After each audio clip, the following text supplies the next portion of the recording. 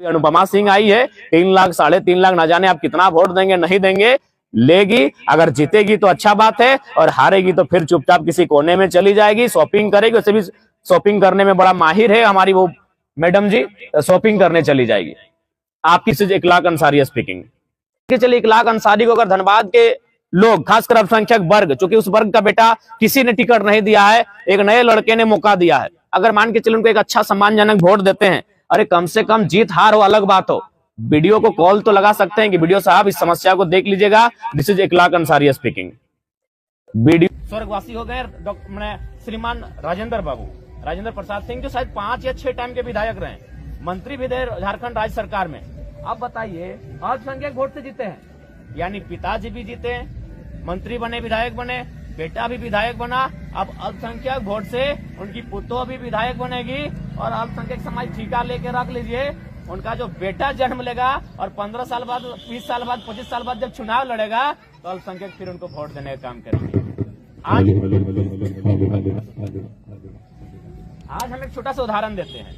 मान के चलिए हमने इखलाक अंसारी को टिकट दिया है।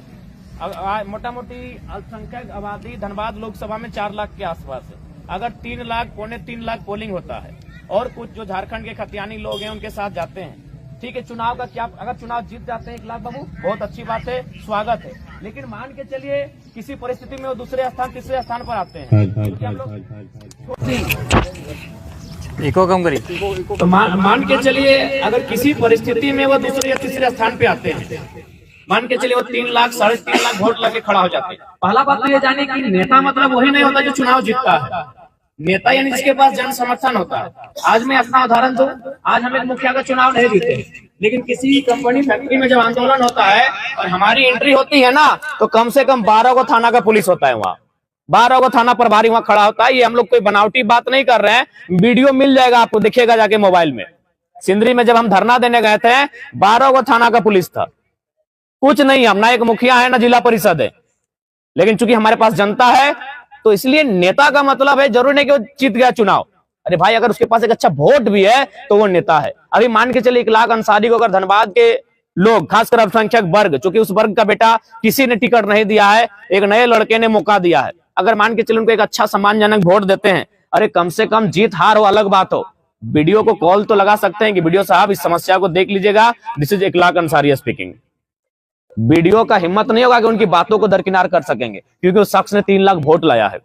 मान के चले इससे पहले अल्पसंख्यक ने किसको वोट दिया था? कीर्ति झा आजाद को। धनबाद से, दरभंगा से आए, रातों रात आए, किसी को पता नहीं चला, रातों रात दरभंगा से एक शख्स आता है, उसका नाम होता है कीर्ति झा आजाद। 4,10,000 वोट आया, हमको लगता है 3 लाख अल्पसंख्यक वोट था, और 3 समस्या आपका समाधान नहीं किया। जब आपने 4 लाख वोट दिया, कम से कम तो उसको 40 दिन यहां देखना चाहिए था। यानी मेंटलिटी को समझिए कि हमारी वैल्यू क्या है। 4 लाख आपने वोट दिया, कम से कम आपकी 4 समस्या का तो समाधान होना चाहिए था, 4 परिवार की समस्या का तो समाधान होना चाहिए था। जो शख्स 4 लाख वोट ला सकता है, क्या 4 को एरिया के जीएम से बात तो कर सकता है कि मेरा 4 को नौजवान को यहां देख लीजिएगा फलना कोलियरी में, 4 को नौजवान, 4 लाख वोट है, 4 को समस्या समाधान कर सकता है कि नहीं?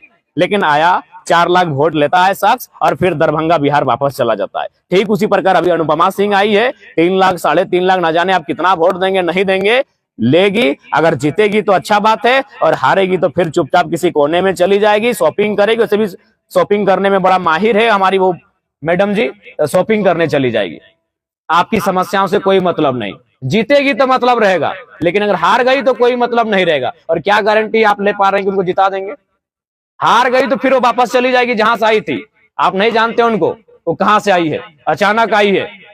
लेकिन अगर इखलाक अंसारी उसी के जगह पर उतना ही वोट लेके आता है, पूरा 5 साल संघर्ष करेगा, जहां जहां समस्या होगी वहां वहां टेलीफोन घुमाएगा, और किसी का मजाल नहीं कि उसकी फोन को इग्नोर कर सके। 3 लाख वोट लाया है भाई, 4 लाख वोट लाया है, 2.5 लाख 2 लाख वोट लेके आया है, मजाक नहीं है। यानी समस्या अगर आपकी है तो नेता भी आपको बनाना होगा। अब आप दरभंगा वालों के भरोसे रहिएगा, बलिया छपरा वालों के भरोसे रहिएगा, तो ये दुर्भाग्य है। तो इसीलिए अब आपको तय करना है। एक अदना सा लड़का सामाजिक न्याय की बात करता है, सामाजिक समरसता की बात करता है, आबादी के अनुसार भागीदारी की बात करता है। अब ये आप पे डिपेंड करता है कि आप किनके साथ चलेंगे। आप किसी राजनीतिक दल का वोटर बन के रहेंगे या फिर उस राजनीतिक दल में अपने आप को लीडर बनाएंगे, ये आप पे डिपेंड करता है। और एक महत्वपूर्ण बात हम बताएंगे, आज कोई भी जब किसी पार्टी का टिकट बंटवारा होता है, टिकट काटा जाता है किसी को, तो देखिएगा उसका एक हस्ताक्षर होता है, कोई महासचिव उस पार्टी के होते हैं।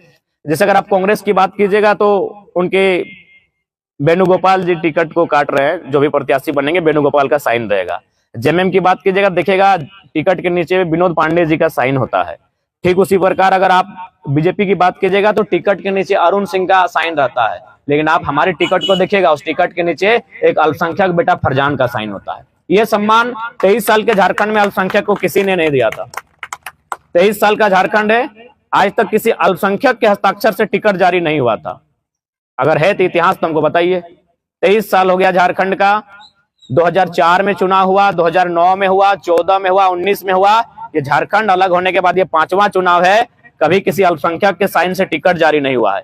आज एक नया लड़का आया है, उसने सामाजिक न्याय की बात कही है, और हमने जिसकी आबादी 15% है, जिसका जनगिनती में 50 लाख 60 लाख हैं, उनके हस्ताक्षर से टिकट जारी हुआ है। अब ये अल्पसंख्यक समाज को तय करना है कि भाई किसी का वोट बैंक क्यों बनेंगे। हमको तो लगता है कि आज अगर इस देश में अगर कोई तीसरा विकल्प लेके आएगा ना, तो अल्पसंख्यक लेके आएगा। विकल्प बनने का प्रयास तो कीजिए। देखिए, आप भी जानते हैं लोकतंत्र में जितनी पार्टियां होंगी उतना खूबसूरत रहेगा। मान के चलिए अगर हमारे पास 5 गो गठबंधन होता, अभी 2 ही गठबंधन है, इंडिया और एनडीए, तो जितना कम गठबंधन रहता है उतना भ्रष्टाचार का चांस ज्यादा रहता है। कैसे, तो सुनिए, अभी मान के चलिए आप एनडीए की गवर्नमेंट है, अगर मान के चलिए एनडीए से नाराज होकर लोग इंडिया के पास आते हैं, और फिर अगर इंडिया से नाराज होंगे तो किसके पास जाएंगे? एनडीए के पास जाएंगे। यानी इससे क्या है कि उनको तुरंत मौका मिल जाएगा। लेकिन मान के चलिए सपोज कि 5 गो गठबंधन होता, अगर 5 गठबंधन होता और एक गठबंधन अगर गलत काम करता तो उसको इस बात का डर होता कि और 4 गठबंधन हैं, यानी जब हमको फिर से मौका मिलेगा तब तक 20 साल का समय पार हो चुका होगा। तो इसीलिए विकल्प बनिए, विकल्प बनिए, बिल्कुल विकल्प बनिए, अपना नेतृत्व तैयार कीजिए, अपनी समस्याओं का समाधान खोजिए, तभी जाकर इस राज्य में हम उन्नति के साथ आगे अवसर प्राप्त कर सकते हैं। और बाकी चूंकि झारखंड 23 सालों का झारखंड हो चुका है, आज 23 सालों के झारखंड में झारखंडियत की बात कही है तो किसी ने परिभाषित करने का प्रयास नहीं किया है। आज आप किसी राज्य में चले जाएं, बंगाल आप चले जाएंगे तो आप भले आपके समाज के ही लोग क्यों ना हो, लेकिन भैया वहां आपको बंगाल का राइट्स मिलने वाला नहीं है। वहां के शिक्षा में, वहां के नियोजन में आपको अनुपात में मिलेगा अभी बहुत कम। आप उड़ीसा चले जाएं, वहां तो ना के बराबर है। लेकिन हमारा झारखंड बाबा जी का ढाबा है, यहाँ किसी प्रकार का कोई संरक्षण नहीं है यहाँ के मूलवासियों के लिए। इसलिए आज एक नए लड़के इसीलिए राजनीति में आए हैं कि आज हम तो गांवों में रह जाते हैं, लेकिन शहरों में जाके देखिए आज क्या हो रहा है। हमारी जमीनों को हड़पा जा रहा है, कल कारखाना के नाम से, सड़क चौड़ीकरण के नाम से, रेल के नाम से आज हमारी जमीनों को कौड़ी के भाव अधिग्रहण किया जा रहा है। हमारी जो नौकरियां हैं उनको पता कर लीजिए, 20 लाख 25 लाख में बेचा जा रहा है। हमारे नौजवान पढ़ लिख रहे हैं, 10 साल से तैयारी कर रहे हैं, और पता चल रहा है कि परीक्षा लीक हो चुका है। पता चल रहा है कि 22 लाख में सेटिंग हुआ है, अगर दे पाए तो नौकरी मिलेगा, नहीं दे पाए तो नहीं मिलेगा। तो इसलिए अगर हम लोग नौजवान पढ़े लिखे लोग आए हैं तो कोई ना कोई कारण है तभी यहाँ तक आ पाए। नहीं तो आप ही बताइए, क्या हम लोग अभी मुखिया की उम्र में हैं, उसमें भी है कि नहीं पता नहीं, लेकिन आज एमपी और एमएलए का चुनाव लड़ने आए हैं, तो कहीं ना कहीं हम लोग का रास्ता सही है। हमारी जो आवाज आई है वो आवाज सही है। हम जो हक अधिकार की बात कर रहे हैं वो अधिकार की बात सही है। अगर हमारा रास्ता सही नहीं होता तो तोपचांची के रास्ते से एक साधारण सा लड़का आज गिरिडीह नहीं पहुंचता। हमारा रास्ता कहीं ना कहीं सही है।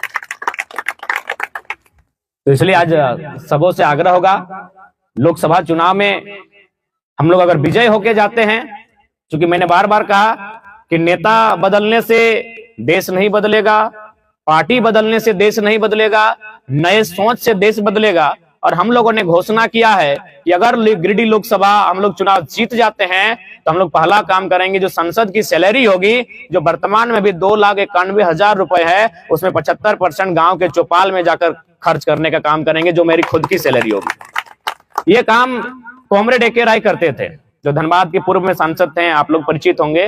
वो 1 भी रुपया अपना संसद का सैलरी को नहीं रखते थे। तो इसीलिए नए सोच से ही देश बनेगा। आज क्या स्थिति है जो वर्तमान की सरकार है, एक परिवार के हाथों में सारी संपत्ति दे रही है। श्री अडानी जी करके कोई हैं, जंगल उनको, भेल उनको, सेल उनको, ट्रेन उनको, किसान का खेत उनको। तो आज उन व्यवस्थाओं के विपरीत जाकर कोई चर्चा करे, ऐसे नौजवान होने चाहिए जो आकर एक ढंग से संसद भवन में डिस्कशन कर सके। तो इसलिए आज सबों से आग्रह होगा कि इस बार गिरिडीह लोकसभा में हम लोग से भारी मतों से विजय बनाए, और बदले में हमने स्पष्ट कह दिया है कि जो भी कंपनियां, जो भी फैक्ट्रियां यहाँ संचालित हो रही है, वहां स्थानीय लोगों के रोजगार की बात होगी, और इस बात की हम लोग पूर्ण आश्वासन आपको देते हैं। बाकी पुनः जितने भी हमारे अभिभावक, जितने भी लोग यहाँ उपस्थित हैं, तमाम हजरात, हमारी ओर से बहुत बहुत शुभकामनाएं। सबको नमस्कार, जोहार और सलाम।